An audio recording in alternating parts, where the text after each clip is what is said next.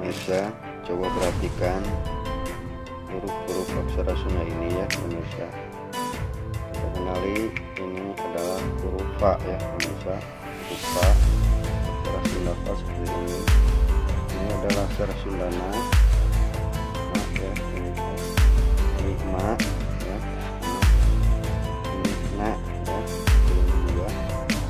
Ini aksara Sunda A, ini huruf A ini.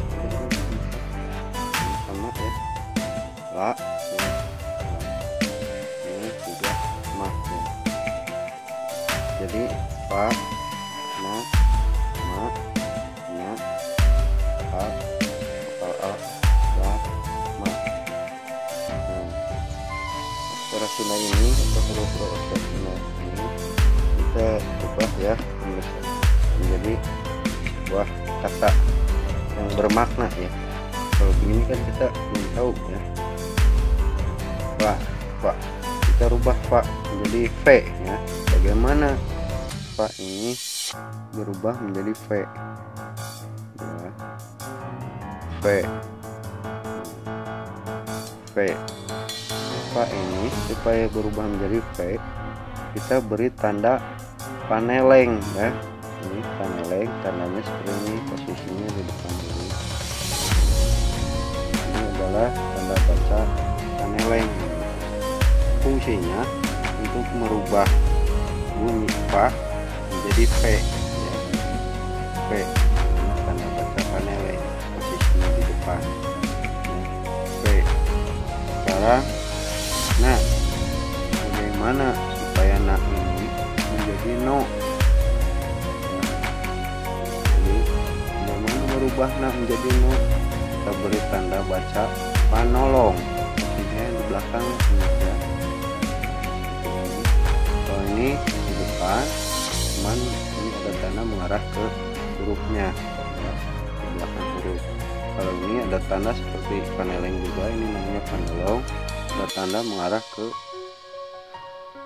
huruf juga ya.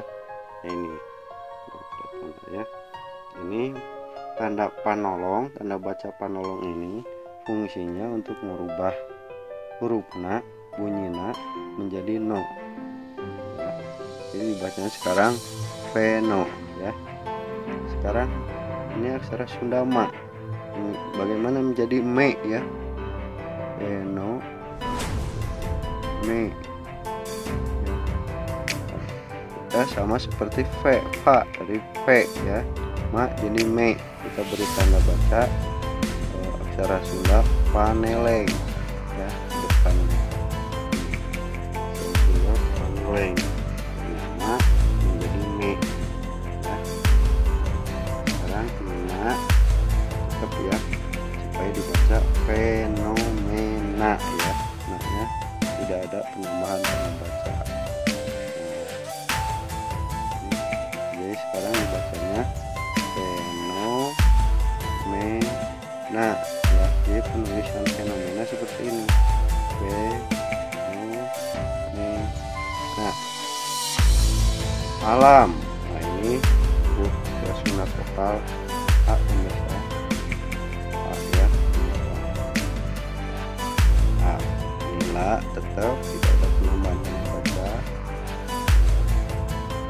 Bagaimana ma ini supaya a nya hilang ya, supaya tinggal m nya saja, supaya dibaca alam. Ini ma ini kita beri tanda baca pamai. Tanda baca pamai ini untuk menghilangkan bunyi vokal a di belakang ma ini ya, jadi tinggal m nya saja. Sekarang dibacanya alam ya. Penulisan fenomena alam seperti ini bisa